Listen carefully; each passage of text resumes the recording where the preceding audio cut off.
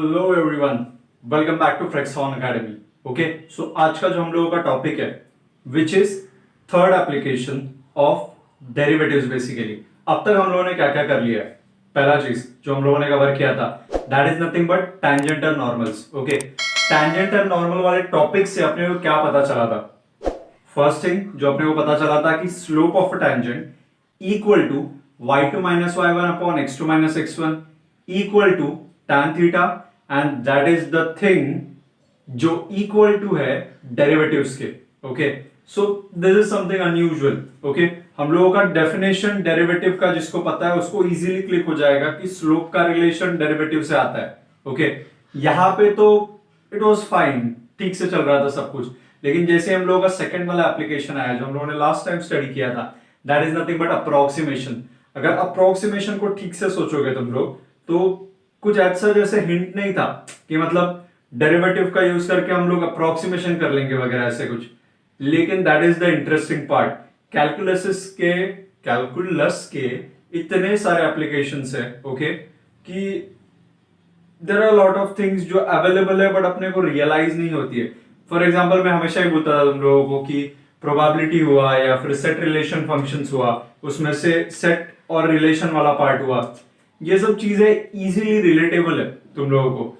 लेकिन at the same time ऐसे भी चीजें एग्जिस्ट करती है जो कि कैलकुलस का मेजर पोर्शन है, जिसके एप्लीकेशन तुम लोग के आजू बाजू में लेकिन कभी रियलाइज नहीं होते। सो मैं तुम लोगों को वही बोलना चाह रहा हूं, यही चीजों के बारे में हम लोगों को अच्छे से स्टडी करना है, कंसेप्ट को एनालाइज करना है, अंडरस्टैंड करना है, काम खत्म हो जाएगा। ओके, सो अभी हम लोग थर्ड वाले के पास जा रहे हैं, third application of derivative which is nothing but तुम लोगों के सामने आ रहा है वो अभी increasing and decreasing functions. Yes, increasing and decreasing functions. Okay, so इसके बारे में स्टडी करना है अभी अपने को।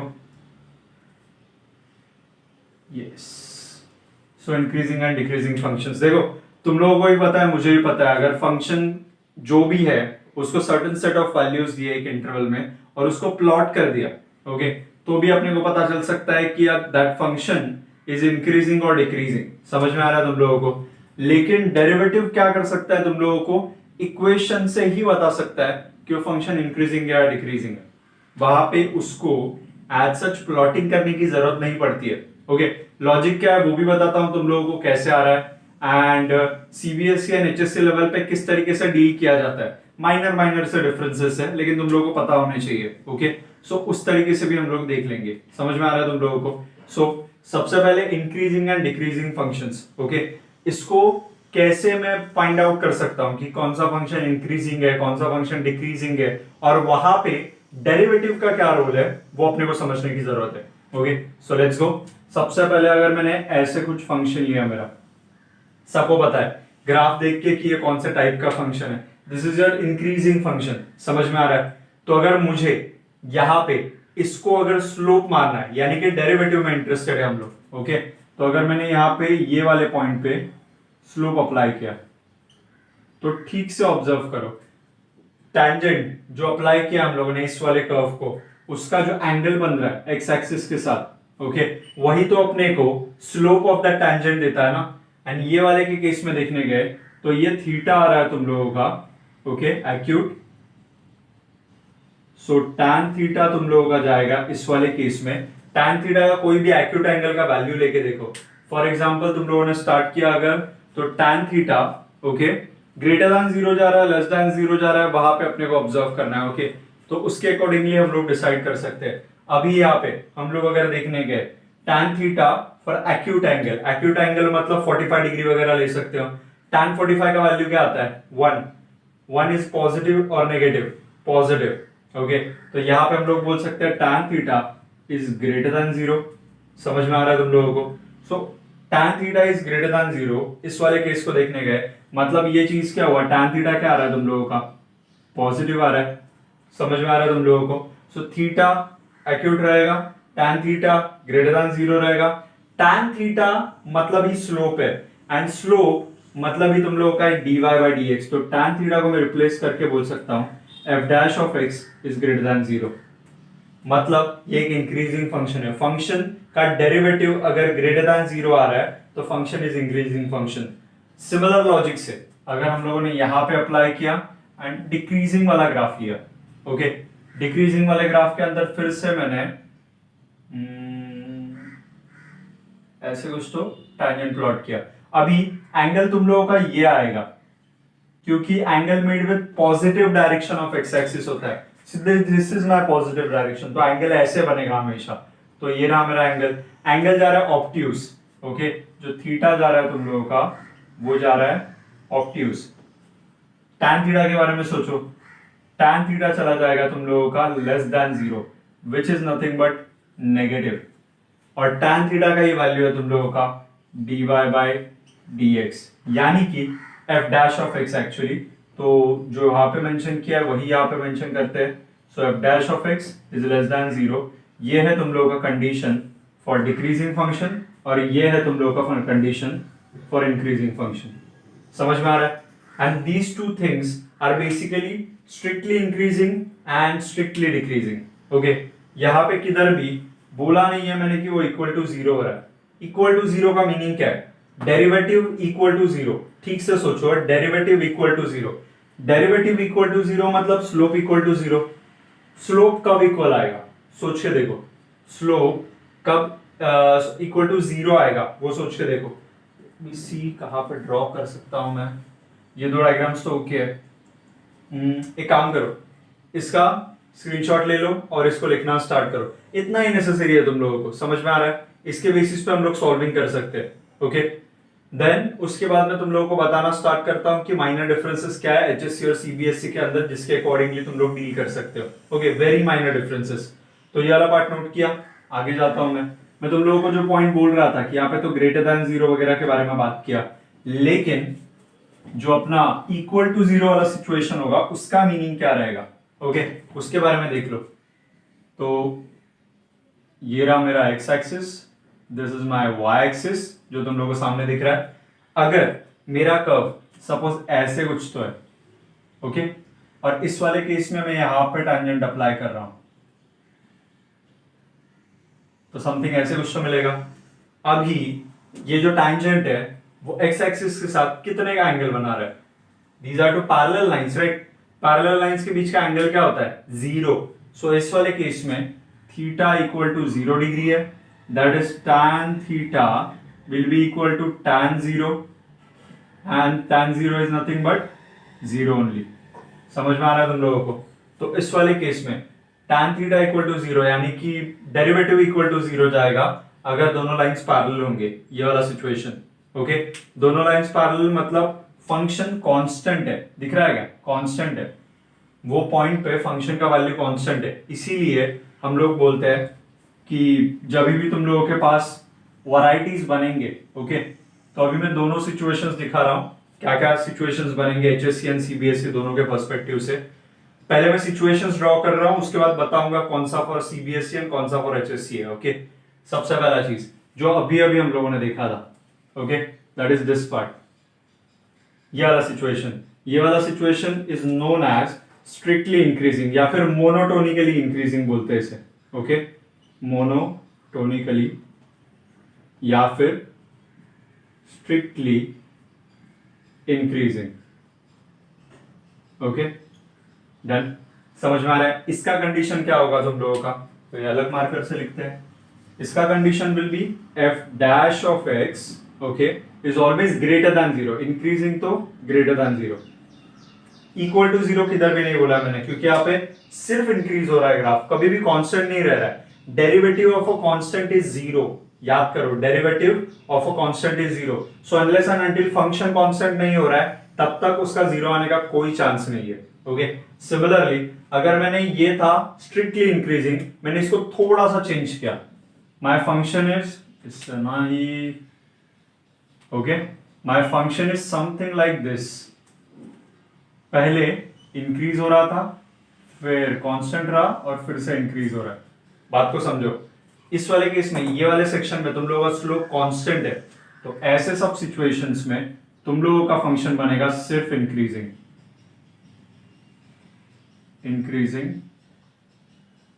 Function, got it. और इसका सिचुएशन रहेगा तुम लोगों का, okay, F dash of x will be greater than और इक्वल टू 0, क्योंकि ये सेक्शन दिख रहा है यहां पे वो इक्वल टू 0 बन जाएगा। So this is strictly increasing, this is just increasing function. Same logic will be applied to decreasing and strictly decreasing वाले को, यानी कि अगर मैं यहां पे करने जाऊं, ओके, तो इसी के नीचे अगर ग्राफ ड्रॉ कर रहा हूं, सो दिस फंक्शन जो ऐसे दिख रहा है, okay, that will B strictly decreasing तुम लोगों का। यहाँ पे कोई भी कांस्टेंट रहने का चांस नहीं है, या फिर ऐसे ड्रॉ कर सकते हो, कोई इश्यू नहीं है, ओके।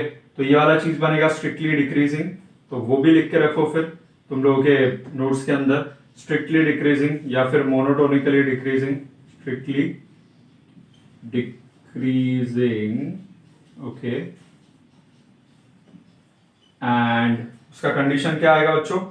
उसका condition will be F dash of x less then 0, okay. वही ये वाले केस में आए, तो ये वाले केस में सिचुएशन कैसे बनेगा तुम लोगों का? सिचुएशन के अकॉर्डिंगली सोचोगे तो डिक्रीज होना है, ओके। सो डिक्रीज करना स्टार्ट करेंगे, फंक्शन को डिक्रीज हुआ, फिर कांस्टेंट हो गया और फिर से डिक्रीज होने लगा, तो ये वाला सिचुएशन आ जाएगा तुम लोगों का सिर्फ डिक्रीजिंग, ओके। सो डिक्रीजिंग फंक्शन, समझ में आ रहा है? एंड इसको ही तुम लोग रिप्रेजेंट कर सकते हो f dash of x less than और इक्वल टू 0 से, okay. Logic clear? And there will be third and last part, जो कि यहां पे दिखा रहा हूं मैं, एक ऐसा फंक्शन जो ना डिक्रीज हो रहा है ना इंक्रीज हो रहा है, पता नहीं क्या चल रहा है, एक्चुअली दोनों हो रहा है, that's why we are confused. Something sinusoidal वगैरह ले सकते हो। अब यहाँ पे देखोगे इंक्रीज हो रहा है, यहाँ पे डिक्रीज हो रहा है, सर्टेन सेक्शंस में काम कर रहा है। So this function is neither increasing not decreasing.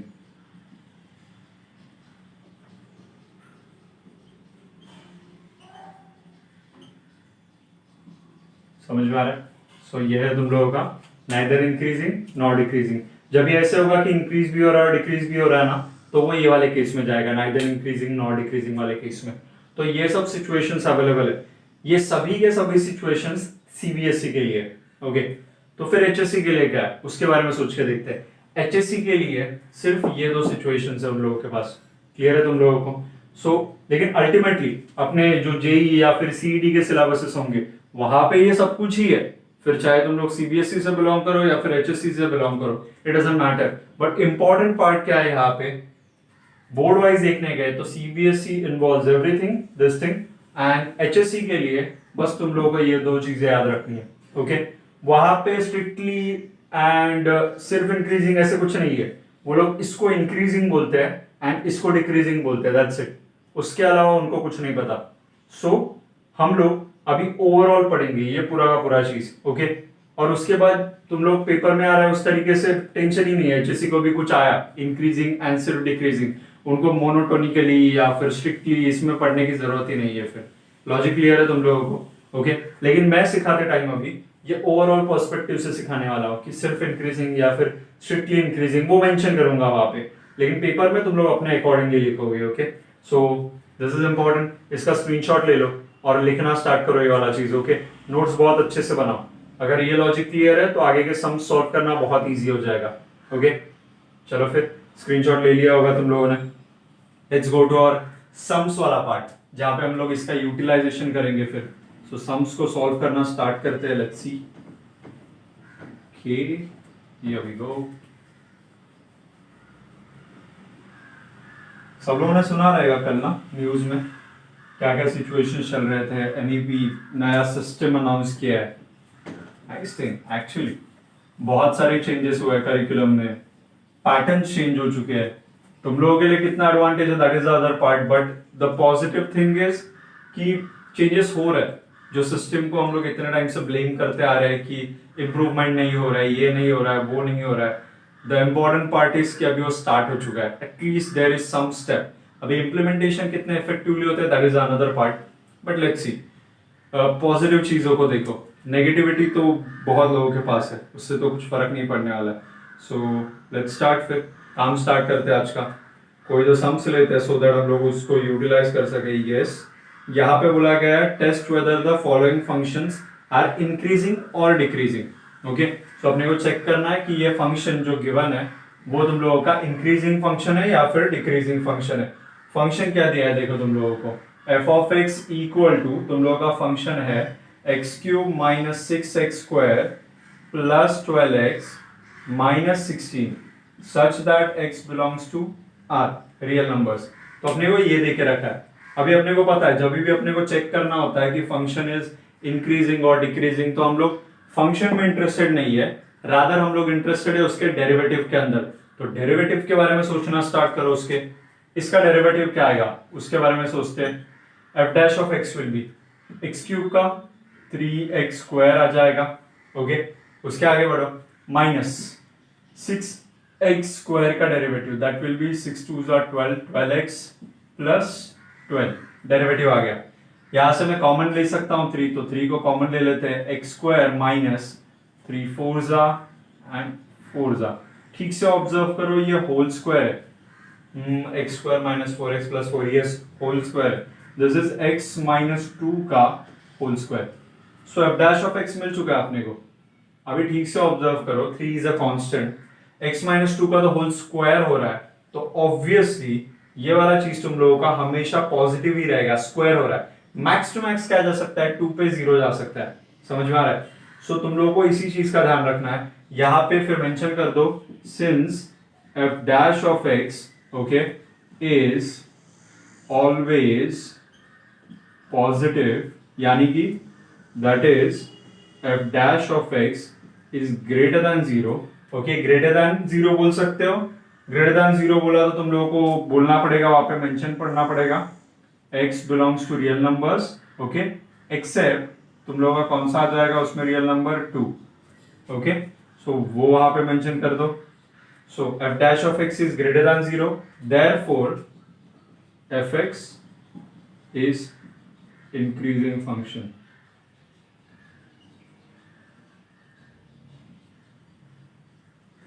समझ में आ रहा है तुम लोगों के। सो इस तरीके से सम्स को तुम लोगों को डील करना है। तुम लोगों को चेक करना है कि whether that part is increasing और डिक्रीजिंग, एंड तुम लोग उसके बारे में कमेंट कर सकते हो। ओके, लेट्स गो और एक सम के पास जाते हैं फिर इसी तरीके से। समझ में आ रहा है क्या तुम लोगों को? देखो इसको नोट डाउन कर लो अच्छे से। ओके, स्क्रीनशॉट ले लो। Fine, then let's go for the next part, जहाँ पे और कोई फंक्शन को टेस्ट करके रखेंगे हम लोग। सपोज मैंने सिर्फ एक्सपोनेंशियल फंक्शन वगैरह कुछ लिया, for example my function is something like this e raised to 2x, ऐसे कुछ तो दिया है। Okay, where x belongs to all real numbers, इस तरीके से बोला गया है। अभी यहाँ पे सॉल्व करते टाइम फिर से again the same strategy, f dash of x equal to e raised to 2x का e raised to 2x into chain rule के अकॉर्डिंगली डेरिवेटिव आएगा फिर से 2x का। तो ये चीज क्या बनेगा तुम लोगों का, 2x का डेरिवेटिव तो 2 आएगा, तो 2 into e raised to 2x। अभी सोच के देखो x की जगह पे कोई भी वैल्यू रखा तो क्या ये पॉजिटिव जाएगा क्या? सबसे इंपॉर्टेंट पार्ट e को तुम लोगों को अंडरस्टैंड करने की जरूरत है। e इज अ कांस्टेंट जो कि तुम लोगों का 2.7 के समथिंग रेंज में आता है। तो 2.7 रेस टू वैल्यू जा सकता है एक तो 0, तो उसका आंसर तो 1 आएगा। Anything raise to 0 is 1। Positive यानी कि 2.7 रेस टू समथिंग पॉजिटिव, तो क्यूब हो सकता है, रेस टू 4 हो सकता है, समथिंग फ्रैक्शन हो सकता है, लेकिन उसका भी आंसर पॉजिटिव आएगा। और e रेस टू नेगेटिव भी हुआ, यानी कि सपोज e रेस टू -4 हो गया, that is nothing but 1 upon e raise to 4, तो भी अपने को कुछ फर्क नहीं पड़ रहा है, बिकॉज इसका भी आंसर पॉजिटिव ही आने वाला है। सो ओवरऑल ये सिनारियो देखा तो तुम लोगों को ये पूरा का पूरा आंसर मिल रहा है पॉजिटिव। सिंस मेंशन कर दो फिर, since f dash of x okay is greater than 0, therefore fx is an increasing function। Logic clear है? सो इस तरीके से हम लोग डील कर रहे हैं। यहाँ पे चाहिए तो यहाँ पे भी मेंशन करके रखो which is greater than 0, that is positive आ रहा है। समझ में आ रहा है तुम लोगों को? सो यहाँ पे ऐसे डील कर रहे हैं हम लोग क्वेश्चंस के साथ। तुम लोगों को फाइंड आउट करना है कि वो ग्रेटर देन जा रहा है या लेस देन जा रहा है, and then you decide whether that function is increasing और डिक्रीजिंग। कोई और एक सम लेके देखते हैं जहाँ पे मे बी डिक्रीजिंग आ रहा हो, ताकि तुम लोगों को उसका भी आइडिया आ जाए फिर। ओके, लेट्स गो उसके आगे वाले पार्ट की तरफ। कोई तो एग्जांपल जहाँ पे डिक्रीजिंग हो। Okay okay okay okay yes, this is one example जहाँ पे हम लोग डिक्रीजिंग है कि नहीं चेक कर सकते हैं. I need one more marker, wait a second.